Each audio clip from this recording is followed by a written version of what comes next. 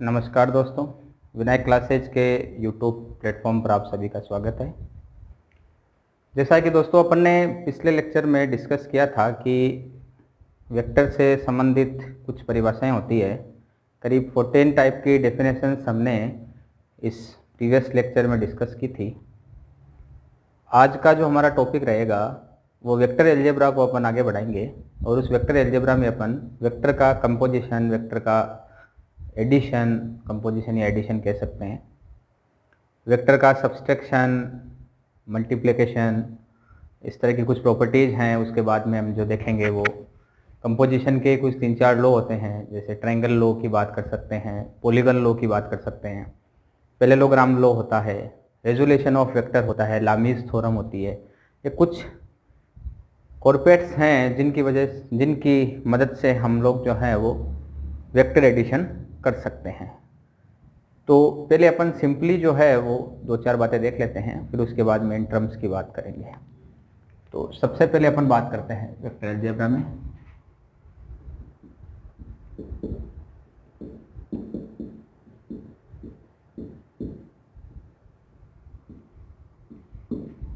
तो vector algebra में अपन बात करते हैं, नंबर 1 पे बात करते हैं हम कॉम्पोजिशन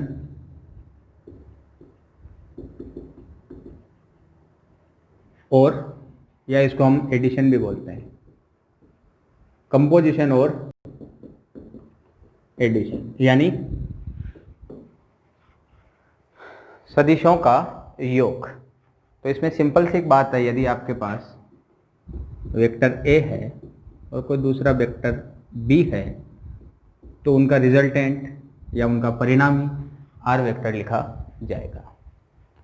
यहाँ ये ध्यान देने योग्य बात है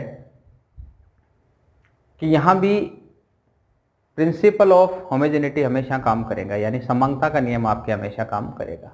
अगर आप यहाँ 2 फोर्सेज लेते हैं तो हमेशा फोर्सेज ही लेंगे और उनका रिजल्टेंट भी एक फोर्स ही आएगा, से 3 newton plus 4 newton is equal to 7 newton. यदि आप यहाँ वेलोसिटीज ले लेते हैं तब भी यहाँ वेलोसिटी कंपोनेंट ही आएगा, दूसरा कंपोनेंट कभी नहीं आएगा। 2 वेलोसिटी का एडिशन हमेशा वेलोसिटी ही आएगी। तो ये नहीं है कि आप एक स्केलर के साथ एक वेक्टर जोड़ रहे हैं और यहाँ रिजल्टेंट निकाल रहे हैं, तो ये बिल्कुल गलत होगा। वेक्टर के साथ वेक्टर ही जुड़ेगा और रिजल्टेंट भी एक वेक्टर ही आएगा। नेक्स्ट वन अपन जो है वो बात कर लेते हैं सब्सट्रैक्शन।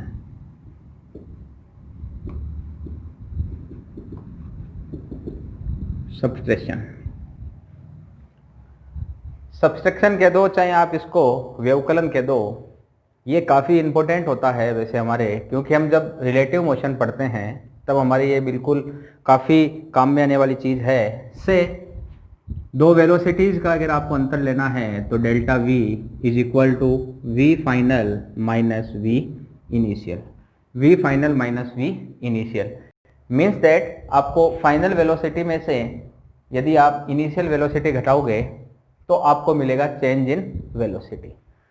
यहाँ से अपन ये बात करें तो ये चीज़ आपको 2 जगह काम आएगी। एक तो आपको रिलेटिव मोशन,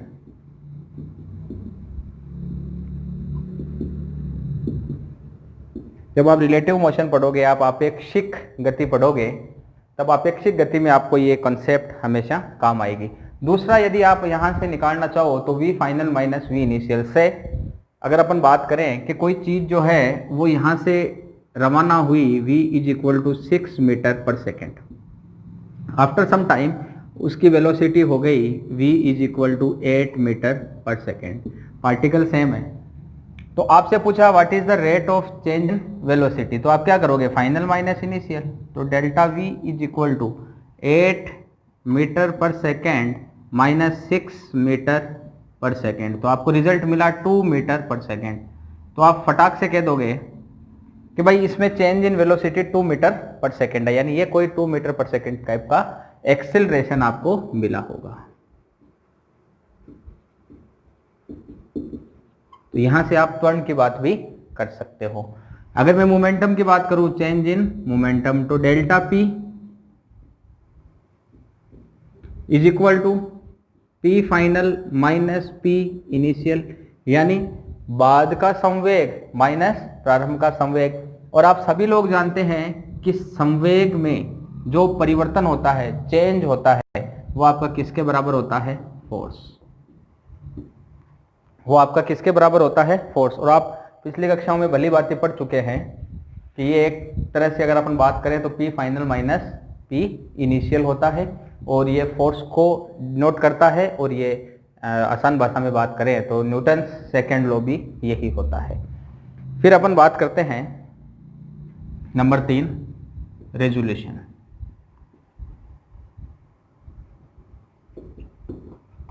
यानी वियोजन। रेजोल्यूशन को आपको पता है, कोई भी एक वेक्टर होता है, उस वेक्टर को अपन दो भागों में फाड़ देते हैं या चीर देते हैं, अलग अलग कर देते हैं, तो उसको रिजोल्व करना बोलते हैं। और वेक्टर को जोड़ने के लिए रेजोल्यूशन एक काफ़ी महत्वपूर्ण टेक्निक है। आपके आगे जब आपकी फिजिक्स चलेगी, आप आगे फिजिक्स पढ़ेंगे, तब आपको रेजोल्यूशन का काफ़ी यूज़ देखने को मिलेगा। इनफैक्ट आप जब रिलेटिव मोशन पढ़ेंगे तो उसमें रेनमैन प्रॉब्लम आएगी, उसमें आपके नदी की और तैराक की प्रॉब्लम आएगी। ठीक है, तो इस तरह की प्रॉब्लम जो आप करोगे तब आपको सदिश वियोजन काफ़ी लगाना पड़ेगा। आप पुली प्रॉब्लम करोगे तब भी आएगा, फ्रिक्शन प्रॉब्लम करोगे तब भी आएगा। तो ये रिजोल्यूशन ऑफ वेक्टर एडिशन ही है, यानी इसी का ही एक रूप है। तो ये आप कर सकते हो। इसमें एक चीज़ याद रखना है कि अगर आपके पास सदिश है तभी उसका वियोजन होगा, और यदि आपके पास कोई राशि अदिश है तब उसका रेजोल्यूशन नहीं होगा। अदिश राशि को आप दो भागों में बांट नहीं सकते। काफी इंपॉर्टेंट कंसेप्ट ये आपके रहेगी। नेक्स्ट जो अपन बात करते हैं वो बात करते हैं प्रोडक्ट की। नंबर 4 पे जो बात करते हैं प्रोडक्ट।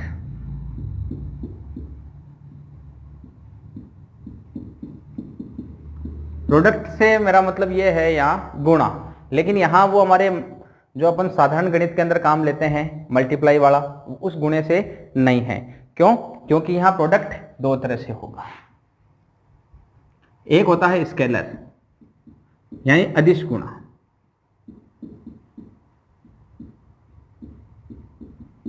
और दूसरा होता है वेक्टर यानी सदिश गुणा।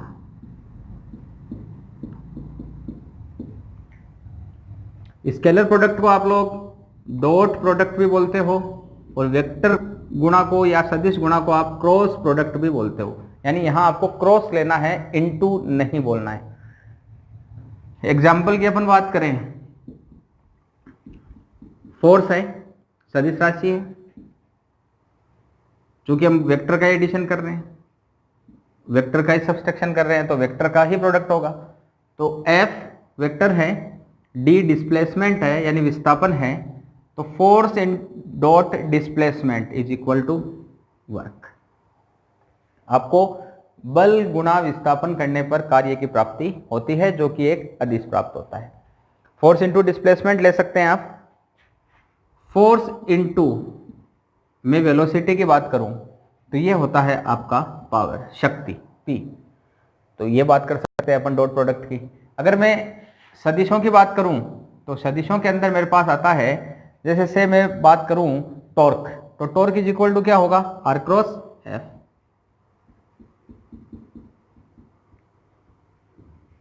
Is equal to torque. अगर मैं बात करूं तो omega vector cross R vector is equal to V vector. अगर मैं बात करता हूं कि मेरा रेखीय वेग क्या निकल सकता है, तो आपका कोणीय वेग गुणा उसका स्थिति सदिश, दोनों गुणा होंगे तो आपके पास V वेक्टर आएगा। यहां एक सबसे बड़ी बात आ गई ध्यान देने योग्य कि साहब आप कंपोजिशन या एडिशन कर रहे हो, सब्सट्रैक्शन कर रहे हो, रेजोल्यूशन भी कर रहे हो जो एक सब्सट्रैक्शन का ही पार्ट है, आप प्रोडक्ट कर रहे हो जिसमें आप दो तरह के कर रहे हो, डॉट प्रोडक्ट क्रॉस प्रोडक्ट कर रहे हो, तो ऑब्वियसली नेक्स्ट जो है वो डिवीजन या भाग आना चाहिए। लेकिन मैं आपको बता देता हूं कि हमारे फिजिक्स में इस वेक्टर एल्जेब्रा में भाग डिफाइन नहीं है, यानी हम सदिश में सदिश का भाग नहीं दे सकते। तो यानी हमारे यहाँ भाग डिफाइन तो है नहीं, लेकिन फिर भी कोशिश तो करके देखते हैं क्या क्या पॉसिबिलिटीज हो सकती है। तो पॉसिबिलिटीज में अपन बात करें तो यदि आप वेक्टर में स्केलर का भाग देते हो, किसी भी वेक्टर में स्केलर का भाग देते हो तो ये डिफाइन नहीं है। फिर आप यदि किसी वेक्टर में वेक्टर का ही भाग देते हो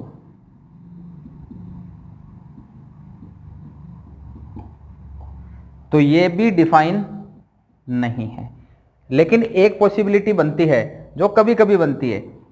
वो कौन सी पॉसिबिलिटी है कि स्केलर बाय ए वेक्टर। ये कभी कभी पॉसिबल होगी, लेकिन ये हमेशा पॉसिबल हो कोई जरूरी नहीं है। तो इन शॉर्ट अपन बात कर सकते हैं कि हमारे वेक्टर एल्जेब्रा में डिवीजन पॉसिबल नहीं है। एक इंपॉर्टेंट कंसेप्ट और है, वो भी हम देख लेते हैं।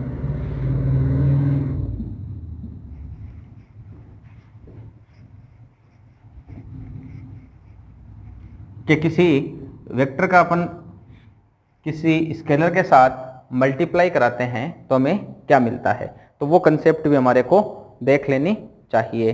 तो उसमें क्या है, किसी अदिश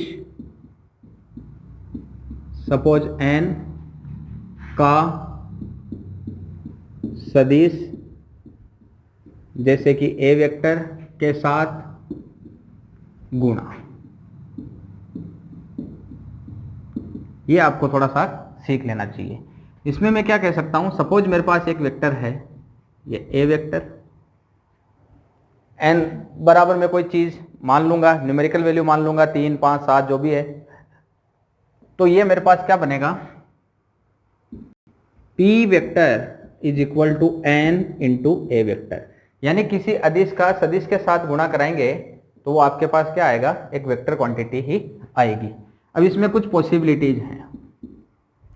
कुछ पॉसिबिलिटीज क्या है कि n का मान धनात्मक हो, यानी n is greater than 1, means that ये क्या होना चाहिए, पॉजिटिव।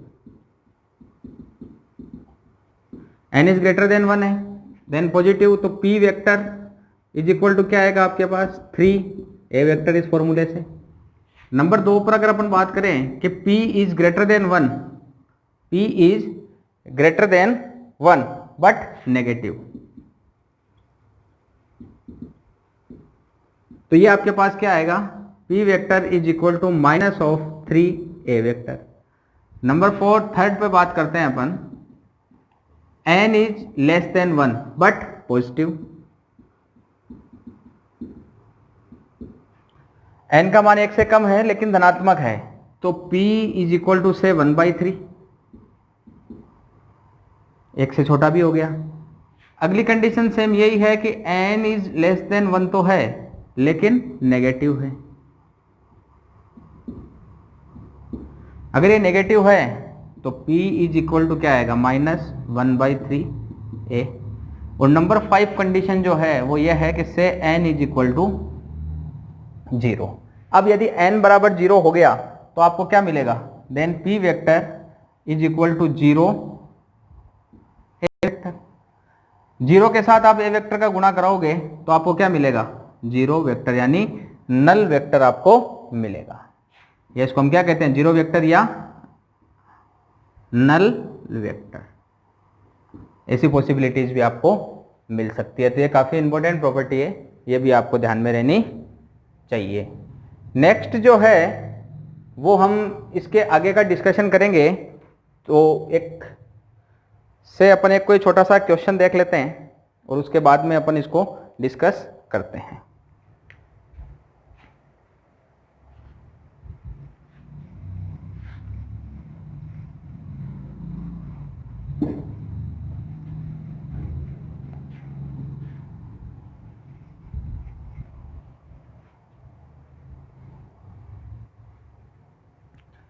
क्वेश्चन दे रखा है, यदि दो सदिशों के मध्य कोण दो सदिश आप ए वेक्टर और बी वेक्टर मान सकते हैं। कोण π/3 है तो सदिश 2a वेक्टर व -3b वेक्टर के मध्य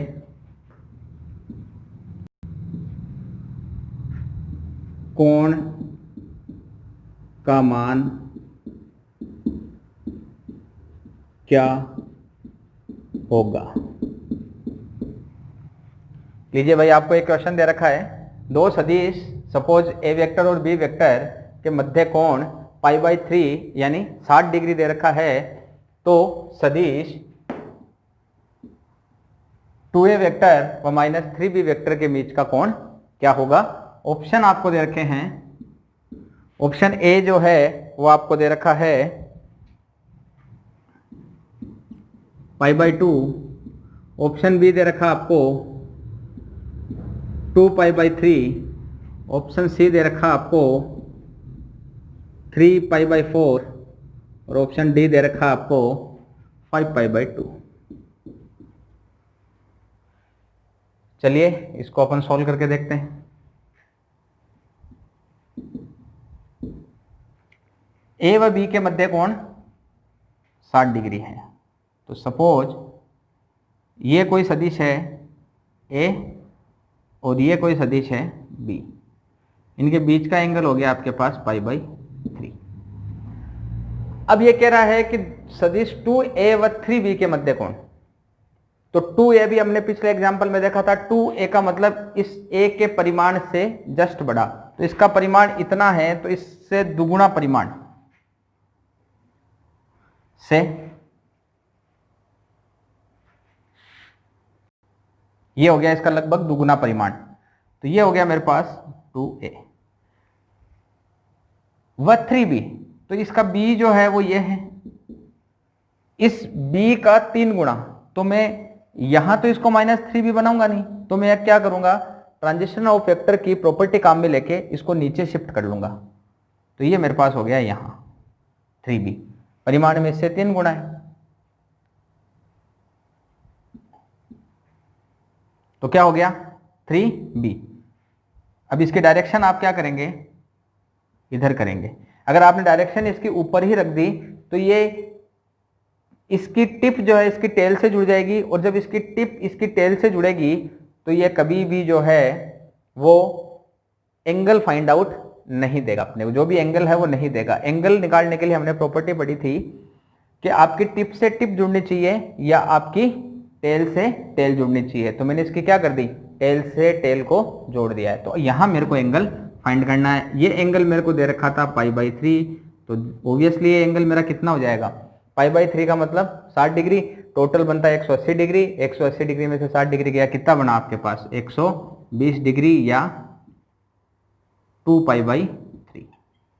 तो option B is correct option. तो इस तरह से आप एंगल फाइंड कर सकते हैं। तो ये आपका एक एग्जाम्पल हुआ। अब हम जो है वो बात करेंगे कंपोजिशन ऑफ वेक्टर्स की। तो हम बात करते हैं कंपोजिशन ऑफ वेक्टर की।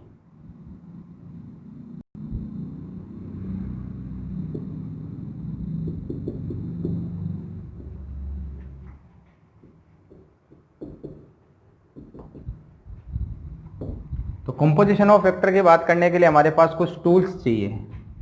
Tools we have use. तो सबसे पहला जो है वो आपको चाहिए ट्राइंगल लॉ। सबसे पहला चाहिए आपको ट्राइंगल लॉ। दूसरा जो है वो चाहिए आपको पॉलीगॉन लॉ, यानी बहुभुज नियम। उसके बाद में चाहिए आपको पैरेललोग्राम लॉ।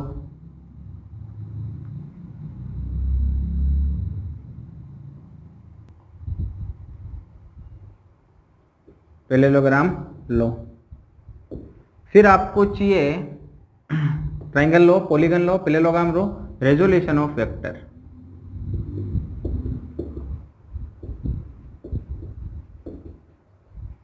फिर आपको चाहिए लामीज थ्योरम।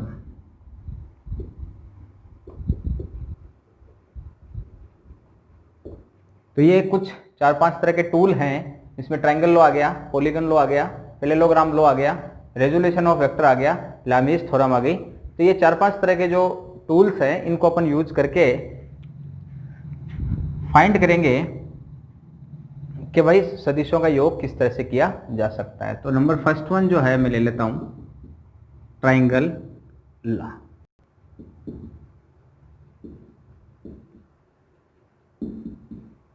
देखिए ट्रायंगल लॉ को समझना ही बड़ी बात है। इसका स्टेटमेंट जो है वो आप जिस कंपटीशन की तैयारी कर रहे हो उससे में स्टेटमेंट की आवश्यकता आपको नहीं पड़ेगी। आपको ट्रायंगल रूल कैसे लगाना है, कैसे सदिशों को पहचानना है, आपको सिर्फ उतना ही अंडरस्टैंड करना है। तो मैं सपोज जो है वो ट्रायंगल रूल लगाने के लिए दो वेक्टर्स लेता हूं। से मेरे पास एक वेक्टर है ए वेक्टर और दूसरा वेक्टर जो है वो है बी वेक्टर। अब मेरे को साहब यहां से एक ट्रायंगल लॉ लगाना है। तो मैं क्या करूंगा, दोनों वेक्टर जो है वो कोप्लेनर हैं, यानी एक ही तल में हैं। तो मैं इनको इनके समानांतर दिशा में कहीं भी ट्रांसफर कर सकता हूं। तो मैं इसको उठाकर यहां से यहां ट्रांसफर करता हूं सपोज। तो मैं इसको यहां ले आया, इसको इसके पैरेलल में कहीं भी ट्रांसफर कर सकता हूं। तो मैं इसको इसके पैरेलल ट्रांसफर करूंगा। सपोज मैंने यहां इसको ट्रांसफर कर दिया, सॉरी मैंने इसको यहां ट्रांसफर कर दिया। तो यहां मैंने इसको बी वेक्टर को जोड़ा और यहां मैंने ए वेक्टर को जोड़ा।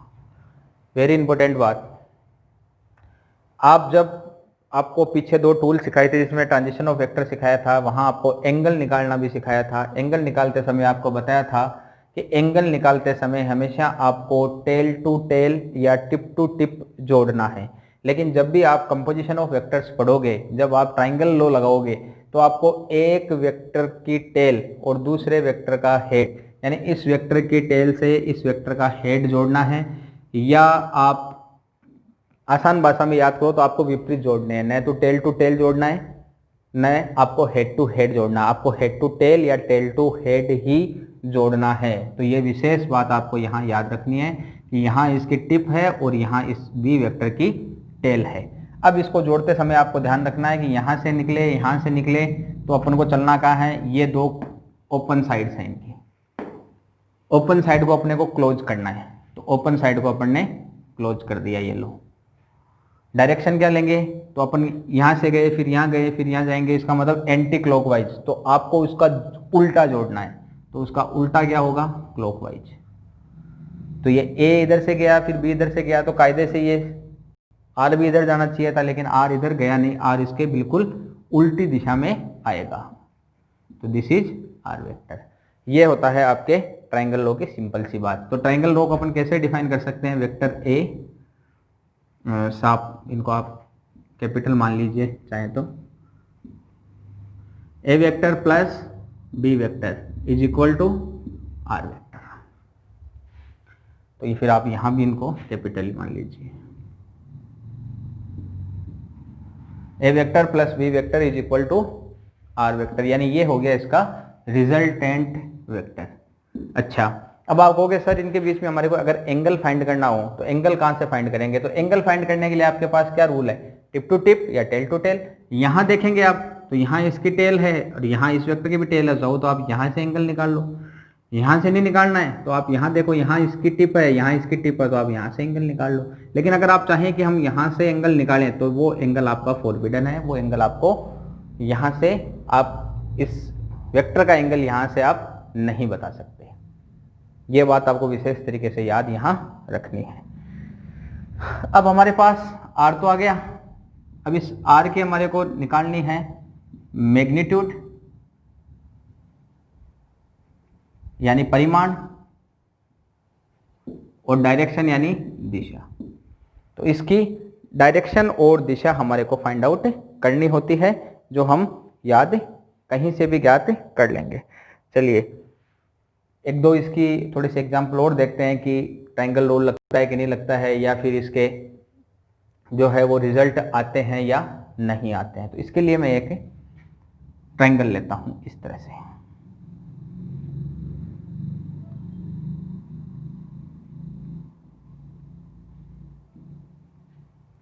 इस तरह का मैंने एक ट्रायंगल बना दिया, दोनों को मैंने यहाँ मैंने टिप टू टिप जोड़ रखा है। तो आपको बोला इसका परिणामी क्या होगा, तो इसका परिणामी निकालने के लिए आप क्या करोगे, आपके पास सिंपल सा रूल ये होना चाहिए भाई, अगर आपको रिजल्टेंट फाइंड करना है तो आपके पास सबसे पहले तो दो भुजाएं होनी चाहिए, यानी दो वेक्टर्स होने चाहिए। वो वेक्टर जो है वो टिप टू टेल जुड़े होने चाहिए, फिर उनकी ओपन साइड होनी चाहिए, वो ओपन साइड क्लोज होनी चाहिए। ओपन साइड क्लोज होकर उनकी डायरेक्शन जो है इनकी दिशा के अपोजिट होनी चाहिए, विपरीत होनी चाहिए।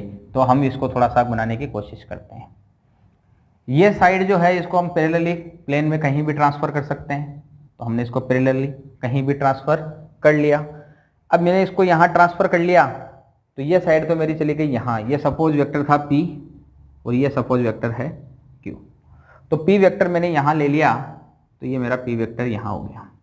अब मैं इस Q वेक्टर को टेल टू टिप जोड़ने के लिए नीचे की तरफ ट्रांसफर कर सकता हूँ, तो मैंने इसको नीचे की तरफ पैरेलली ट्रांसफर कर दिया। तो देखिए इसकी टिप P वेक्टर की टिप Q वेक्टर की टिप से टेल से जुड़ी हुई है, यानी हम ट्रायंगल लॉ की पहली शर्त को पूरा कर चुके हैं। अब इसके दो ये क्लोज एंड्स हैं, ये इसके दो एंड्स हैं, इनको हमारे को क्या करना है, क्लोज करना है। चलिए आर्बिट्रेरली इसको क्लोज कर देते हैं, जोड़ दिया हमने इसको। अब ये P हो गया, ये Q हो गया, तो ये चल किस डायरेक्शन में रहे हैं, क्लॉकवाइज डायरेक्शन में चल रहे हैं। तो हमें इसको जोड़ना कैसे है, अकॉर्डिंग टू रूल, किस रूल में जोड़ना है, हमें इसको जोड़ना है एंटी क्लॉकवाइज। तो हमने इसको जोड़ दिया एंटी क्लॉकवाइज, तो P और Q का रिजल्टेंट क्या आ गया, R वेक्टर। तो P और Q का रिजल्टेंट क्या आ गया, R वेक्टर। तो इस तरह से इन सदिशों को जोड़ा जाता है, इस तरह से ट्रायंगल रूल लगाया जाता है। अब अगर मैं एक एग्जाम्पल की बात करूं और आप उसको ढंग से देखें तो आपको काफी कुछ समझ में आएगा।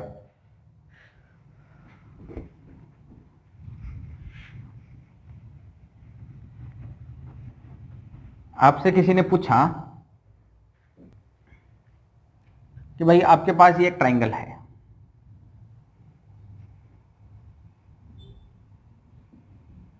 कि भाई आपके पास ये एक ट्रायंगल है, ट्रायंगल में ये साइड है A सपोज, या ये साइड आप A मान लो, A शीर्ष को A मान लेते हैं, B और ये हो गई आपके पास C। डायरेक्शन की बात करूं तो ये A B और ये C से इस तरह की डायरेक्शन है। आपसे सवाल पूछा गया है कि भाई आपको इसका रिजल्टेंट फाइंड करना है, इसका आपको परिणामी ज्ञात करना है कि भाई इसका परिणामी कितना आएगा। तो अब ट्रायंगल रोल की परिभाषा से भी ये बता सकते हैं कि इसका परिणामी हमेशा 0 प्राप्त होगा। तो आप कहोगे सर क्यों, तो दिखती सी बात है, ट्रायंगल रूल कहता है कि टेल टू टिप जुड़े होने चाहिए। तो देखिए ये यहाँ इसकी टिप आ रही है, यहाँ इसकी टेल आ रही है, BC वेक्टर की जुड़े हुए तो है, एक शर्त तो पूरी करी। दूसरी, जो इसका रिजल्टेंट है वो इनके अपोजिट डायरेक्शन में होना चाहिए। तो इसका रिजल्टेंट क्या इसके अपोजिट डायरेक्शन में है, भाई ये यहाँ से देखें तो ये एंटी क्लॉकवाइज चल रहे हैं, तो ये वेक्टर जो परिणामी है वो भी किस डायरेक्शन में चल रहा है, एंटी क्लॉकवाइज चल रहा है। चलना कैसे चाहिए था, इसको क्लॉकवाइज चलना चाहिए था, लेकिन ये क्या चल रहा है, एंटी क्लॉकवाइज। तो देखने पर ही पता चल रहा है कि ट्रायंगल रूल को फॉलो नहीं कर रहा है, इसका मतलब इसका रिजल्टेंट क्या होगा, 0 होगा। लेकिन बाय द वे हमारे को ये रूल ध्यान में नहीं है और हमें किसी और तरीके से इसको ज्ञात करना है। तो किसी और तरीके से ज्ञात करने के लिए हम कुछ अजम्पशन लेते हैं, कुछ मानते हैं। देखिए पहली चीज तो यह है इसको मानने के लिए कि आप इस साइड को एक बार के लिए यहां से हटा दीजिए, एक बार के लिए साइड को यहां से हटा देंगे तो आपको ये साइड कैसे मिलेगी, खुला वेक्टर है ये, इसको हटाया, इस साइड को मैं यहां ले गया, सॉरी, इस साइड को मैं यहां से यहां ले गया, तो इस साइड की डायरेक्शन क्या थी, ये, और जो मैं साइड को दूसरी तरफ ले गया उसकी डायरेक्शन क्या होनी चाहिए, ये। कायदे से ट्रायंगल रूल के लिए साइड ये होनी चाहिए जो मैंने डॉटेड रेड कलर से बनाई है, और जबकि क्वेश्चन के अंदर आपके साइड क्या दे रखी है, जो मैंने अभी वेनिश की है, मिटाई है, वो साइड दे रखी है। तो एक प्रिंसिपल होता है, एक रूल मान सकते हैं आप कि दो पैरेलल साइड्स या दो parallel vector equal and opposite they are vanishes to each other, यानी दो सदिश जो एक दूसरे के समानांतर होते हैं, बराबर होते हैं, बीच का एंगल 0 डिग्री होता है, तो वो एक दूसरे को निरस्त कर देते हैं। आगे वाले लेक्चरों में अपन चर्चा करेंगे, देखेंगे भी कैसे कर सकते हैं, लेकिन यहाँ आपको देखना है कि एक दूसरे को ये वेनिश कर देते हैं। जब ये दोनों एक दूसरे को वेनिश कर देते हैं तो इसकी ये साइड रिजल्टेंट होती है, तो यहाँ आर बराबर ऑटोमेटिकली क्या मिलेगा आपको, 0 मिलेगा। चलिए एक तरीका और बता देते हैं अगर आपको ये समझ में नहीं आया तो। अगला तरीका देखिए आप, अगर आपको ये निकालना है, पहले तरीके से तो आप ये समझ गए कि भाई ये तीनों जो है एंटी क्लॉकवाइज है और इनका रिजल्टेंट जो है ट्राइंगल रूल के अकॉर्डिंग नहीं है, मींस दैट ये होना चाहिए था आपके अपोजिट डायरेक्शन में, लेकिन ये है ये इन्हीं की डायरेक्शन में, इसका मतलब इसका रिजल्टेंट 0। दूसरा हमने देखा इक्वल और अपोजिट साइड्स हैं, they are vanishes to each other, वो दोनों एक दूसरे को खत्म कर देगी, निरस्त कर देगी, गायब कर देगी, इसका मतलब इसका रिजल्टेंट क्या आएगा, 0। जब साइड ही नहीं बचेगी तो रिजल्टेंट 0। अगर आपको यह भी समझ में नहीं आया तो कोई बात नहीं, अब वापस इसको बनाइए। वापस आपने इसको बनाया, इसकी डायरेक्शन जो है वो अभी भी यही है जो आपको क्वेश्चन में दे रखी थी, उसके अकॉर्डिंग ही है। तो इसका मैथमेटिकली अपन आर बराबर निकालेंगे, तो आर बराबर ये होता है सभी भुजाओं का योग, तो A B vector plus B C vector plus C A vector, A B vector plus B C vector plus C A vector. अब यहां से आप देखिए, अगर मैं मानूं कि A B plus B C का रिजल्टेंट क्या होना चाहिए, सी ए होना चाहिए। A B plus B C का रिजल्टेंट क्या होना चाहिए बच्चों, सी ए होना चाहिए। तो ए बी और बी सी की जगह मैं क्या लिख दूंगा, सी ए होना चाहिए। नहीं समझे आप, A B plus B C का रिजल्टेंट क्या होना चाहिए, सी ए होना चाहिए, जो किस डायरेक्शन में होना चाहिए, इसकी विपरीत दिशा में होना चाहिए। तो माइनस सी ए, यहां बचा क्या, plus C A is equal to 0। तो आप ऐसे भी निकाल सकते हो, तो आप ऐसे भी इसको फाइंड आउट कर सकते हो। तो और बहुत सारे तरीके हैं इसको निकालने के, लेकिन आपको इतना ज्यादा करने की जरूरत नहीं है। आपको सिर्फ और सिर्फ यही देखना है कि भाई रिजल्टेंट अगर आपके पास कोई भी क्लोज पथ दे रखा है, उसमें जो एडजेसेंट साइड है, या जिसको आप कह सकते हो कि जो परिणामी की भुजा है, वो इन दो सदिशों के सदैव विपरीत क्रम में होनी चाहिए। यदि वो विपरीत क्रम में नहीं है, समान क्रम में है, तो रिजल्टेंट हमेशा आपको शून्य मिलेगा। ठीक है, एक एग्जांपल आपको और बता देते हैं।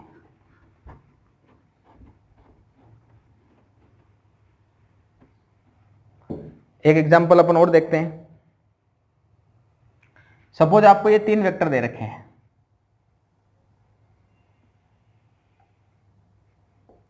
ये 3 वेक्टर दे रखे हैं आपको। सपोज इसमें एक वेक्टर ये रहा, एक वेक्टर ये है, और एक वेक्टर जो है वो कुछ इस तरह से है।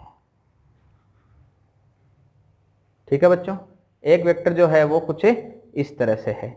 तो इसका आपको ट्रायंगल को निकालना है, तो आप इसको कैसे निकालेंगे, तो थोड़ा सा दिमाग लगाइए और इसको निकालने की कोशिश कीजिए। करना कुछ भी नहीं है, यहां भी हमारे को ट्रांसलेशन ऑफ वेक्टर्स ही लगाना है। ट्रांसलेशन ऑफ वेक्टर लगाने के लिए हम क्या करेंगे, इस साइड को तो आप क्या करो, यहीं पर ही रख लीजिए। तो ये साइड तो आ गई आपकी यहां इस तरह से, और दूसरी साइड को आप क्या करोगे, ये जो है ये आपका ट्रांजिशन करना है आपको। तो ट्रांजिशन इसका किधर कर सकते हैं अपन, इसको मैं ट्रांसलेशन कर कर यहां रखता हूं, इसको मैं ट्रांसलेशन कर कर यहां ले जाता हूं इस तरह से। इसका ट्रांजिशन मैंने इसके साथ कर दिया पैरेलली, यहां से मैं इसको उठाकर यहाँ पैरेलल यहां ले जा सकता हूं। तो ये यहाँ पैरेलल आ गई। फिर ये भुजा जो है इसको मैं डायरेक्ट नीचे ले आऊंगा, तो ये मैं इसको यहां नीचे ले आया। नहीं समझे, वापस ड्रॉ कर लीजिए। ये साइड जो है इसको आपने यहीं रखा। सपोज इस डायरेक्शन को आप यहां से ट्रांजिशन करके यहां ले गए, तो आप ट्रांजिशन करके यहां से यहां लाओगे तो यहां जुड़ेगी इस तरह से। तो मैंने इसको इस तरह से जोड़ दिया। डायरेक्शन अभी भी इसकी यही है, और ये भुजा जो है इसको सीधी ही नीचे ले आओ खींच के, इसको आपने सीधी ही नीचे ले आए खींच के। अब इसकी डायरेक्शन देखो, इधर चल रहा है, इधर चल रहा है, इधर चल रहा है, मतलब चल किधर रहे हैं अभी भी एंटी क्लॉकवाइज। और अभी अपन ने पीछे क्या सीखा था एंटी क्लॉकवाइज, तो रिजल्टेंट क्या मिलेगा 0। तो कुछ इस तरह के रूल भी आप देख सकते हैं। तो दोस्तों कंपोजिशन ऑफ वेक्टर में हमने अब ट्रायंगल रूल को पढ़ लिया है, ट्रायंगल रूल को अंडरस्टैंड कर लिया है, ट्रायंगल रूल के 2-3 एग्जाम्पल भी हमने करके देख लिए हैं। अब हमारे आगे बचते हैं polygon law, parallelogram law, resolution of vector and Lami's theorem, जो अपन आगे वाले लेक्चर्स में डिस्कस करेंगे। धन्यवाद।